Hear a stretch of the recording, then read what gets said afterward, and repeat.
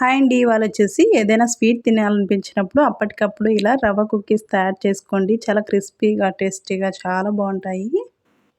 Tea టైంలో స్నాక్‌గా కానీ, అలాగే పిల్లలు స్కూల్ నుండి రాగానే స్నాక్స్‌గా ఇవ్వడానికి కానీ చాలా బావుంటాయి.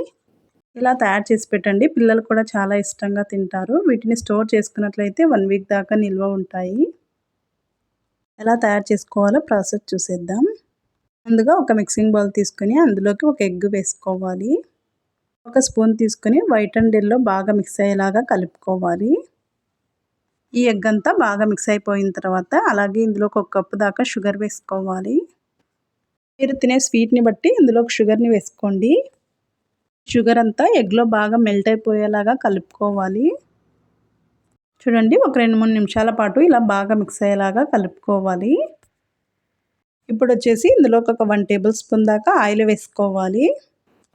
ఆయిల్ వేసుకున్న తర్వాత మరొకసారి బాగా కలిపేసుకొని ఇందులోకి ఒక 1/2 టేబుల్ స్పూన్ దాకా ఇలాచి పౌడర్ వేసుకోవాలి. ఇలాచి పౌడర్ని వేసుకున్నట్లయితే ఫ్లేవర్ చాలా బాగుంటుంది. అంతా ఒకసారి బాగా మిక్స్ అయ్యేలా కలిపేసుకొని ఇందులోకి ఒక కప్పు దాకా సొజ్జి రవ్వను వేసుకోవాలి.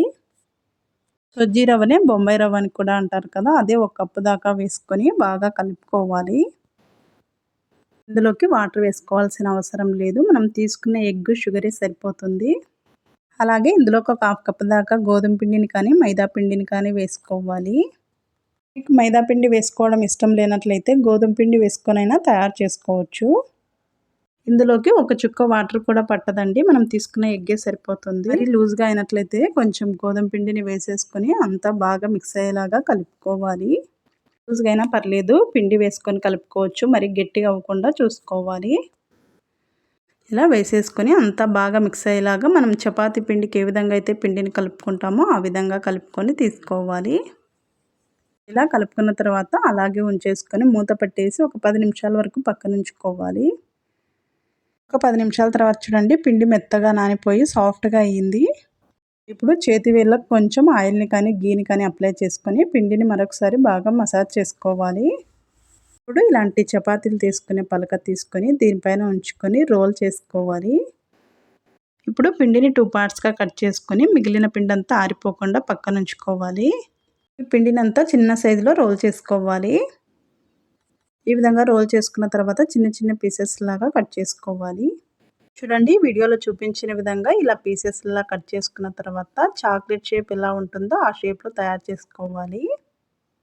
సైడ్లు మాత్రం ఇలా చిన్నగా వచ్చేలాగా మనం చాక్లెట్స్ ఎలా ఉంటాయో ఆ విధంగా తయారు చేసుకొని అలాగే మిగిలిన వాటన్నిటిని కూడా ఇదే విధంగా తయారు చేసుకొని తీసుకోవాలి.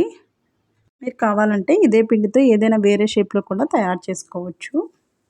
ఇలా తయారు చేసుకొని నేను తీసుకున్న పిండికి 8 దాకా అయ్యాయి. ఇవన్నీ ఒక ప్లేట్లోకి తీసుకోవాలి. వీటిని ఇప్పుడు ఆయిల్లోకి వేసుకొని డీప్ ఫ్రై చేసుకోవాలి. ఇలా ప్లేట్లోకి తీసేసుకొని డీప్ ఫ్రైకి సరిపడా ఆయిల్ పెట్టేసుకొని ఆయిల్ని బాగా హీట్ చేసుకోవాలి. ఆయిల్ హీట్ అయిన తర్వాత వీటిని ఒక్కొక్కటిగా అందులోకి వేసుకోవాలి. వేసుకున్న వెంటనే కదపకుండా 1 సెకండ్ తర్వాత మరొకసారి టర్న్ చేసుకుంటూ స్టవ్ని మీడియం ఫ్లేమ్లోనే ఉంచుకొని మంచి కలర్ వచ్చేంత వరకు ఫ్రై చేసుకోవాలి. ఎక్కువ మంట పైన ఫ్రై చేసుకున్నట్లయితే లోపలంతా పచ్చిగా ఉంటాయి, బయట మాత్రం తొందరగా కలర్ వచ్చేస్తాయి. అందుకని స్టవ్ని మీడియం ఫ్లేమ్లో ఉంచుకొని చిన్నని మంట పైన ఫ్రై చేసుకోవాలి. ఇలా ఫ్రై చేసుకోవడానికి ఒక 5-6 నిమిషాల పాటు టైం పడుతుంది. ఈ విధంగా ఫ్రై చేసుకొని ఇలా మంచి గోల్డెన్ బ్రౌన్ కలర్ వచ్చిన తర్వాత తీసేసుకోవాలి. అలాగే మిగిలిన వాటిని కూడా ఇదే విధంగా వేసేసుకొని తీసుకోవాలి. చూడండి, ఈ విధంగా ఎంత కలర్ఫుల్గా వచ్చాయో ఈ విధంగా తయారు చేసేసుకొని ఒక ప్లేట్లోకి తీసుకోవాలి. ఎంతో కలర్ఫుల్గా ఉండే టేస్టీ క్రిస్పీ రవ్వ కుకీస్ అండి. ఇలా తయారు చేసుకున్నట్లయితే చాలా బాగుంటాయి. ఈ రవ్వ కుకీస్ని మీరు కూడా ఒకసారి ట్రై చేసి చూడండి. పిల్లలు చాలా ఇష్టంగా తింటారు. ఈ వీడియో మీకు నచ్చినట్లయితే లైక్ చేయండి, షేర్ చేయండి, సబ్స్క్రైబ్ చేసుకోండి. Thank you.